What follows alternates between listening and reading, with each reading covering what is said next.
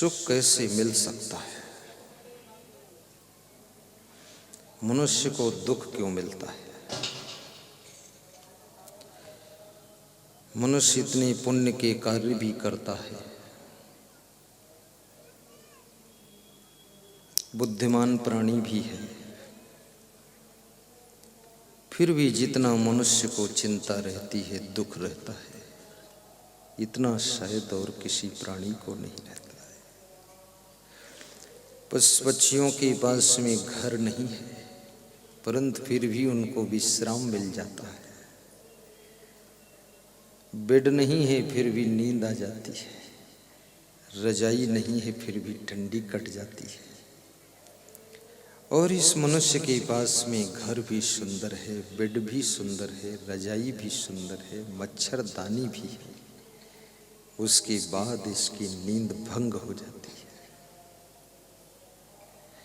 रात भर कभी कभी सोचता रहता है, आंखें बंद करके सोचता रहता है, आंखें खोल कर भी सोचता है, दिन भर सोचता है, बाथरूम में स्नान करते करते भी सोचता है, रास्ता चलते चलते सोचता है। सोचते सोचते सिर दर्द होने लग जाता है, ब्रेन की नस फट जाती है, फिर भी इसका कोई पार नहीं पड़ता है। क्या हो गया है इस मनुष्य को? भगवान श्री कृष्ण ने एक बहुत अच्छी बात कही है। उन्होंने कहा है कि तुम कुछ लेकर यहाँ आए नहीं हो। क्या लेकर आए और क्या लेकर जाओ? व्यर्थ चिंता क्यों करते हो? मृत्युलोक में जन्म हुआ है, एक दिन मृत्यु तो होनी ही है। ये परिवार का वियोग भी होना है। जब तक जीवन है, कर्तव्य का पालन कीजिए। जहां तक संभाल सको संभाल लीजिए। जब तुम्हारे शक्ति से बाहर हो जाए तो जो हो रहा है उसको स्वीकार कीजिए। भगवान कृष्ण ने अपने परिवार को बहुत संभाला, बहुत संभाला। एक दिन उनको समाचार मिला कि 56 करोड़ यादव आपस में लड़कर मर गए। भगवान कृष्ण ने ठंडा पानी पिया, हल्का मुस्कुराए और सोचने लगे, जिनको भगवान भी नहीं पूरा संभाल पाया तो इंसान क्या संभालेगा? ये तो कुदरत की व्यवस्था है, सब सिटिंग इसी प्रकार से चलती रहती है। टेंशन मुक्त प्रबंधन करना सीखो। बड़ी बड़ी फैक्ट्रियां चलाओ, बड़ी बड़ी फैमिलियों को संचालित करो, बड़े बड़े आश्रमों का नेतृत्व करो, लेकिन अपने आप को समझा लो कि ये सब खेल, आंख खुली है तब तक है, आंख बंद हो जाएगी मेरे लिए खेल खत्म हो जाएगा। और जन्म के साथ में जिंदगी का दूसरा पक्ष मृत्यु भी जुड़ी हुई है।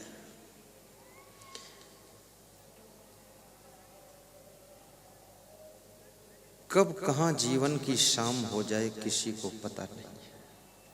क्या भरोसा है इस जिंदगी का? साथ देती नहीं है किसी का। क्या भरोसा है इस जिंदगी का?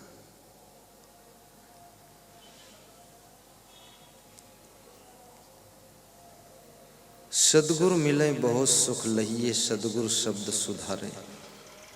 कहें कबीर ते सदा सुखी है, जे यह पद ही विचारे। तुलसीदास ने भी एक बहुत अच्छी बात कहा है कि मानुष तन सदगुरु मिलब, मोक्षम इच्छा होए। दुर्लभ तीनों परम है, पाए सुयोग न खोए।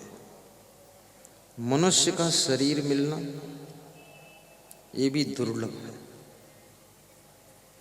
पुनर्वित्तम पुनर्मित्रम पुनर्भार्या पुनर्मही एतत् सर्वम पुनर्लभ्यम न शरीरम पुनः पुनः।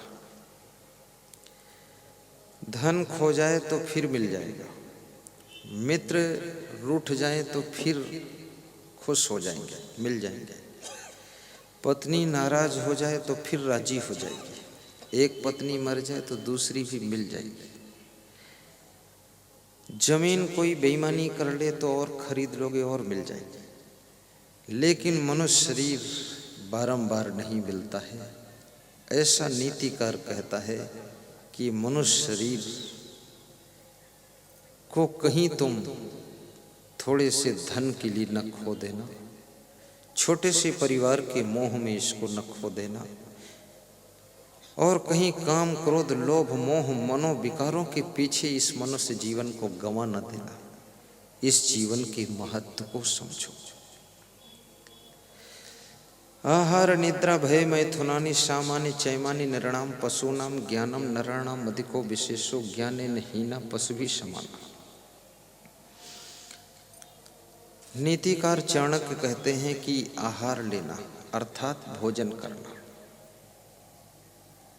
निद्रा लेना, भयभीत होना, बच्चों को जन्म देना, इतना काम पशु पक्षी भी करते हैं और मनुष्य भी करता है। हर मनुष्य भयभीत है, कहीं मेरा बच्चा न मर जाए, कहीं मेरी गाड़ी चोरी न हो जाए। हुआ कुछ नहीं, पर उसके अंदर संदेह है। हो भी सकता है, हो भी जाता है, बहुतों के साथ हुआ भी है। तुम्हारे साथ नहीं हुआ अच्छा है, पर पहले से डरे हुए हो कि कहीं ऐसा ना हो जाए, डर लगता है। तो नीतिकार कहता है ये डर भी स्वाभाविक है। पशुओं को भी डर है, पंछियों को भी डर है, और मनुष्यों को भी डर है। और सबसे बड़ा डर तो प्राणियों से ही है। मनुष्य को मनुष्य जितना डर दिखाता है, इतना कोई और डर नहीं दिखाता है। अभी मैं किसी गांव में था, शेमला गांव, डिस्ट्रिक्ट झालावाड़, राजस्थान। तो वहाँ एक सज्जन के यहाँ पधरौनी गया। तो पधरौनी से जब विदा हुआ तो उन्होंने कहा, इस मेरे छोटे भाई को समझा दो आप। तो हमने कहा क्या है? बोले ये अपनी पत्नी को रोज डरवाता है कि ज्यादा कुछ कहोगी तो साधु बन जाऊंगा। तो उसकी पत्नी ने कहा, इसको थोड़ा समझा दो मेरे पति को। 20 साल हो गए हमको धमकी देता है साधु बन जाऊंगा, और जब बोलता साधु बन जाऊंगा तो मैं डर जाती हूँ, मैं चुप हो जाती हूँ। ये गांजा पीता रहता है। और कुछ नहीं बोलती हूँ, गांजा पीता रहे तो कभी नहीं बोलता साधु बनूंगा। तो मैंने कहा ये धमकी देने वाले लोग साधु नहीं बन सकते। जो गांजा नहीं छोड़ सकते हैं वो इतना बड़ा मनोविकार विषयों का काम वासना को कैसे छोड़ सकते हैं? गांजा भांग अफीम चरस बीड़ी सिगरेट पीने वाले इन व्यसनों को जो ना छोड़ सके, मन बस में करना क्या जाने। वो मन कैसे बस में करेंगे? छोटा सा गांजा नहीं छूट रहा है और धमकी देता है कि सब पत्नी परिवार छोड़ दूंगा। मैंने कहा इसकी झूठी धमकी है, इसको तुम डांट डपट के सुधारो सब लोग। तो मैंने उससे पूछा, सच में साधु बनना चाहता? तो मैं आया हूँ, चल मेरे साथ। अरे बोले मैं तो जिंदगी में साधु नहीं बनूंगा। अब साधु क्या बनेगा? साधु बनना बहुत सुखद है, साधु में सुख है, और इसी सुख शांति के लिए मैं भी साधु बना हूँ। मैं 9th में पढ़ता था तभी सोचा था सुख कहाँ है, तो मुझे लगा साधु में सुख है, इसलिए मैं साधु बना था। लेकिन साधु में एक विशेष बात है, खाली कपड़ा पहन लेने से साधु नहीं बनता कोई, कि पगड़ी बांध लो और पहन लो और ऐसा सोच लो। और मेरे जैसे कपड़ा पहने कोई मिल जाए तो साधु मान भी मत लेना। कपड़ा बदलने से साधु नहीं होता है, नहीं होता। लफड़ा बदलने से साधु बनता है। और जिसके पास पहले से लफड़ा ही ना हो वो तो बहुत महान होता है। साधु का मतलब है कि संसार में किसी भी नशा व्यसन में भी आकर्षित ना हो, संसार में कोई उसका लोभ लालच ना हो, संसार में किसी का रूप सौंदर्य भी उसको आकर्षित करके फिसला ना सके, वो साधु है। ऐसा थोड़े अपना घर छोड़ दिया और फिर दूसरे दूसरे गांव में जाकर के गलतियां करते घूम रहे। ये कौन सधुआई मॉडल, किसकी मॉडल है? ये किस मॉडल की सधुआई है तुम्हारी? तुम रहने दो सधुआई करने को, पेंट पहन के घर में जाओ और वहां ढूंढ करके लाओ अनीता देवी को, उनके साथ रहो। यहाँ साधु वधु ऐसे खेल तमाशा नहीं है। साधु को मार्केट में भी फालतू घूमना नहीं चाहिए। साधु को टीवी में नाच डांस और फिल्म कभी देखना नहीं चाहिए। साधु को मोबाइल में भी कोई गलत गाना वाना सुनना नहीं चाहिए। साधु महात्मा को जिस तरफ कुसंगत ज़्यादा वहाँ जाना नहीं चाहिए। बहुत लोग हमको शादी में बुलाते हैं कि गुरुदेव शादी में जरूर आना, तो मैं हंसता हूँ और पूछता हूँ क्या ठीक रहेगा? तो वो भी हंसते क्योंकि शादी और साधु दोनों में विरोधाभास है, दोनों में सेटिंग ही नहीं बैठती। और शादी में साधु को मोबाइल से आशीर्वाद ले लेना चाहिए। आना चाहे तो भी कह दो 2-4 दिन बाद आना, निपट जाने दो हुड़दंग ये सब। वहाँ ढोल बज रही है, कोई डांस कर रहा है और सभी लड़कियां भी सज धज कर आई हैं। मैंने पूछा एक सज्जन से, एक लड़की की शादी है, बाकी ये सभी लड़कियां सज धज कर आई हैं और बहुत सारे लड़के भी सज धज कर आए, मतलब अर्थ क्या है? तो बोली ये सब उम्मीदवार हैं शादी के। बोली उम्मीदवार हैं, ये भी चुनाव लड़ेंगे, जीतेंगे, इसलिए अब वहां साधु बाबा त्याग वैराग्य वाला बैठा है, सेटिंग नहीं जमती है। तो मैं तो यही आज्ञा देता हूं मैं मेरे लिए कि मेरे को कभी शादी वादी में बुलाओ मत, बस ऐसे ठीक शादी हो जाए, पति पत्नी सेट हो जाए, फिर बुलाइए तो पति पत्नी को गृहस्थ धर्म की शिक्षा दूं कि सास के साथ कैसा व्यवहार करना, ससुर के साथ कैसा करना, पति पत्नी कैसे रहना, यही तो संत का धर्म, ज्ञान देना। 10 मिनट ज्ञान दे दूंगा बस, ठीक। अब वहाँ कोई ज्ञान सुनने वाला नहीं, शादी में फालतू साधु वहाँ घुसा पड़ा है और इतना बड़ा वहाँ हुड़दंग चल रहा है, ऐसे ऐसे डांस हो रहे हैं, नखरे हो रहे हैं, झुम झुमका गिरा ले टिमरनी की बाजार में, कौन ढूंढे रे। तो ये सब नाटक में साधु को उसके अंदर साधना में कमजोरी आती है, इसलिए ऐसे दृश्यों को भी साधु को देखना नहीं चाहिए। और साधु महात्मा को जिस घर में बहुत ज़्यादा लड़कियां हैं उस घर में सोना भी नहीं चाहिए। लड़कियां हैं, नौजवान बहुएं हैं, दूर रहो। इसलिए हम हमेशा ऐसे घर में निवास करते हैं जहाँ कोई न रहता, बस छुट्टी। जैन धर्मशाला में हूँ, कोई नहीं है, केवल हम लोग हैं। 2-4 कभी भगत आ जाता है, वो रात ठोरा तो वहीं रुकवा देते हैं पुरुष को, क्योंकि गलती हो ना हो लेकिन कुसंगत से दूर रहना चाहिए साधु को। और तुलसीदास कहते हैं नारी पुरुष दो हों त्यागी तदप रचिए जिम तृण आगी। स्त्री पुरुष दोनों त्यागी हों फिर भी उनको अलग अलग ही रहना चाहिए, क्योंकि घास, सूखी घास और अग्नि पास पास रख दोगे तो सुलग सुलग कर जल जाएगी। ऐसे ही इतना महान पुरुषों ने मना किया, समझाया। और हमारे धर्म में तो यहाँ तक समझाया गया कि नारी निरख न देखिए, आंख गड़ा करके, आंख लड़ा करके किसी स्त्री के मुखमंडल को देखना नहीं चाहिए। साधु नारी निरख न देखिए, निरख न कीजिए गौर, फिर गौर से मत देखो। और निरखत ही ते विष चढ़े मन आवे कुछ और, कितनी बड़ी बात बताती।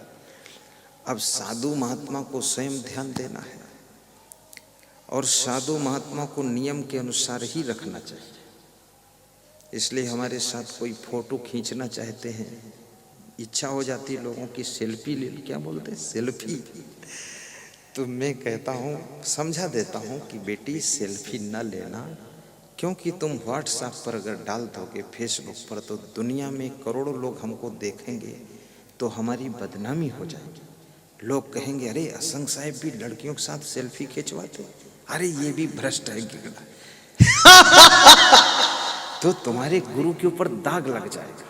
इसलिए सेल्फी मत लो, अपने माता पिता के साथ बैठकर फोटो ले लो, लेकिन अकेले न लेना, क्योंकि संसार में नाम कमाना कठिन है और उससे कठिन है नाम को बचाना, और नाम को डुबाना तो बहुत आसान है। तुम्हारी 7 पीढ़ियों ने नाम कमाया है, लेकिन एक पीढ़ी में कोई कंडोर पैदा हो जाए, वो नाम डुबा देगा। लक्ष्मण कितने महान थे। जब भगवान श्री राम सीता के वियोग में विह्वल होने लगे, तो सुग्रीव ने कहा कि भगवान विह्वल मत हो, मुझे आकाश से गिरे हुए कुछ कुंडल मिले हैं, तो ये कुंडल देखो क्या सीता जी के हैं। तो राम ने कुंडल लिया तो राम पहचान नहीं पाए, दुखी ज्यादा थे सीता जी के वियोग में। तो लक्ष्मण को बुलाया, कहा लक्ष्मण तुम पहचानो इन कुंडलों को जरा, ये कुंडल क्या सीता जी के हैं। तो लक्ष्मण ने जवाब दिया तो भगवान राम का गला भर गया कि धन्य है लक्ष्मण। और सुग्रीव भी सोच में डूब गया कि लक्ष्मण कितना ऊंचाई पर बैठा है। लक्ष्मण ने क्या कहा राम से, मैंने तो चरण निहारे हैं, माता के देखे कान नहीं, माता के देखे कान नहीं, मैं तो चरणों का सेवक हूँ, मुझे कुंडल की पहचान नहीं, मैं तो चरणों का सेवक हूँ, मुझे कुंडल की पहचान नहीं। अब ये चौपाई लक्ष्मण की परिभाषा को इंगित कर रही कि लक्ष्मण क्या थे। ये लक्ष्मण की मूर्ति ऐसे ही थोड़े राम भगवान के साथ मंदिर में सब जगह लगी रहती है, ऐसे खामखा आदमी वहां नहीं बैठ सकता। भरत शत्रुघ्न को बहुत कम मंदिरों में स्थान मिलता है, लक्ष्मण को मिला। बहुत साधु जैसी वृत्ति थी, साधु लक्ष्मण। उन्होंने कहा मैंने तो केवल माता जी के चरण निहारे हैं, ये नहीं कहा चरण देखा, चरणों का ठीक से दर्शन किया, चरणों का सेवक हूं। मैंने तो उनका मुखमंडल देखा ही नहीं, तो कुंडल की हमें पहचान ही नहीं है। हम कान वान उनके देखे नहीं, कान भी नहीं देखा, तो मुझे नहीं पता ही किसके कुंडल। तो राम ने कहा अब सीता जी की खोज हो गई, जब तू इतना महान है तो काम हो जाएगा, ठीक है। ये लक्ष्मण की महानता थी। इतनी पवित्रता गृहस्थ आश्रम में रहने वालों में त्रेता युग में होती थी। भगवान राम के छोटे भाई लक्ष्मण इतना निर्मल मन के थे, रिकॉर्ड तोड़ दिया। मैंने तो इस चौपाई को इसी साल पढ़ा राधे श्याम रामायण में, तो मैंने कहा हद हो गई। सीता जी लक्ष्मण की भाभी लगती थी, भाभी में वो माँ का रूप देखते थे, इतने महान थे लक्ष्मण। और लक्ष्मण बहुत कलाकार भी थे, बहुत गुणवान थे, परिश्रमी थे, हर कार्य करने की कला थी उनमें। नाव भी खेल लेते थे, झोपड़ी भी बनाना आता था, कुटिया बनाना आता था, लकड़ी काट लेते थे, पेड़ों पे चढ़ जाते थे, जंगल से सब लकड़ी ले आते थे, भोजन भी बना लेते थे। जिस आदमी में सभी कार्य करने के गुण होते हैं, वो उसके मन में जो लक्ष्य का उसने चुनाव किया है, वो लक्ष्य उसका बहुत जल्दी पूरा होता है। लक्ष्य मन का अर्थ यही है, तुम्हारे मन में जो लक्ष्य है उसको पूर्ण करने की शक्ति आपके समस्त गुणों के द्वारा ही पैदा होती है। कितने लोग इतना अभिमानी है कि झाड़ू लगाना नहीं चाहते, लेकिन साफ जगह में बैठना चाहते हैं, और थूकना साफ जगह में चाहते हैं, पर सफाई करना नहीं चाहते। खाना चाहते हैं 10 रोटी और बनाना नहीं चाहते एक भी रोटी। बहुत मुश्किल का विषय है। अभी मैं बिहार के सांसद बोलो मंडल के यहाँ 10 दिन रुका, दिल्ली में उनके निवास पर। राजनीति के क्षेत्र में संत हृदय का व्यक्ति शैलेश कुमार मंडल नाम है, बोलो मंडल उर्फ कहते हैं, सांसद है। उसकी वाइफ जो है विधायिका है, दोनों वर्तमान में। तो मैं दिल्ली में जब रुका तो उनकी वाइफ भी आई। तो उनकी वाइफ विधायिका होकर भी 6 घंटे किचन में काम करती थी। तो हमने कहा ये वास्तव में विधायिका है सांसद जी की, पहले थी अब नहीं है। बोले अभी है वर्तमान में। तो हमने कहा ये तो बहुत काम करती है। बोले ये इसका क्षेत्र मेरा क्षेत्र एक ही है, तो इसका विधायक का काम मैं ही कर डालता हूँ क्षेत्र में, और ये पूरा किचन उचन संभालती है। इसको आना नहीं था, लेकिन ये सिर्फ संत मंडली आई है इसलिए भोजन व्यवस्था बिगड़े ना, इसलिए डील करने आई है। झाड़ू लगाना, पोछा लगाना, मेहनत करना, और खाने के नाम पर वो लैया मुरमुरा होता ना, वो चावल का, वो शाम को 2 मुट्ठी चबा लेती थी, वो खाती नहीं और सबके लिए बना देती। तो हमने कहा ये खाती भी कम है। और मैं 10 दिन रहा, उसने 1 मिनट मुझसे बात नहीं किया, बात नहीं किया, व्यवस्था सब देखना। तो हमने पूछा माताजी तुमने बात नहीं किया? तो बोले गुरुदेव आप जैसे महान संत की बात सुनना चाहिए, हमको बात क्या करना है, आप ब्रह्मचारी संत, हम नहीं बात करते। ऐसे बोली। सांसद ने कहा गुरुजी शांति के लिए सांसद बनना जरूरी थोड़े है, मैं तो लालू यादव को मिलने ही नहीं जाता हूँ, टिकट काट दे तो शांति मिल जाएगी। तो हमने कहा टिकट मिला कैसे? बोले हमको तो खुद दिया उन्होंने, हम मांगने भी नहीं गए, और काट दे तो हम खुश हैं, कोई बात नहीं, और दे दे तो भी ठीक है, और हार जाए तो भी कोई बात नहीं, और जीत जाऊं तो भी ठीक है। तो हमने कहा इतना ज्ञान कैसे हुआ? बोले 2 बजे रात तक तुम्हारा प्रवचन हम सुनते रहते हैं यूट्यूब में, हम तो बहुत पुराने भक्त हैं आपके, लेकिन मिलन नहीं हुआ था, इसी साल मिले। राजनीति करो तो भी प्रवचन भी सुनो, और नशा व्यसन में मत डूबो। राजनीति थोड़े कहती दारू पियो, गलत काम करो। वो इलायची लौंग भी नहीं खाता है, और ना किसी को बीड़ी देता है, न तमाकू। जो कोई आता है उसको 1 पीस मीठा का खिला देता है, बस कहता राम राम ठीक है, ऐसा नियम उसका। किसी फील्ड में काम करो, अपने चरित्र को बचा कर काम करो, खान पान को सुधार कर काम करो।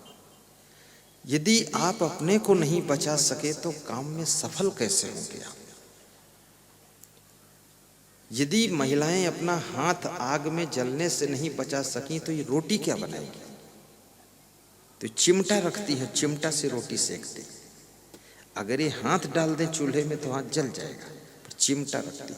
ऐसे हर व्यक्ति को संयम नियम का चिमटा रखना चाहिए, और संसार के तवा पर और दुनिया के चूल्हे पर अपने सफलता की रोटियां सेक लेनी चाहिए, और अपने को बचा कर रखना चाहिए। डॉक्टर बनो फिर भी बच के रहो, अपने से कहीं गलती ना हो जाए।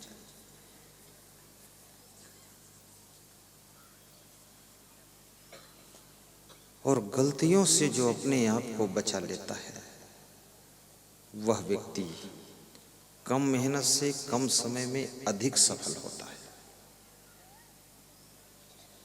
नाव में एक छेद काफी है नाव को डुबाने के लिए, 1000 फूल कम है गला को सजाने के लिए, एक छेद काफी है नाव को डुबाने के लिए, एक अवगुण काफी है जिंदगी भर रुलाने के लिए, 1000 फूल कम है गला को सजाने के लिए। आपकी जिंदगी में दुख आता है तो आप झांक कर देखिए, कोई न कोई अवगुण होगा, इसलिए दुख आया है, अन्यथा दुख नहीं आ सकता है। जीवन में जितने दुख दिखते सब निज दोषों के कारण ही, पर जिसको इतना ज्ञान ना हो वो दोष मिटाना क्या जाने। ये पथिक जी एक संत हुए हैं, उन्होंने पंक्तियां लिखी हैं।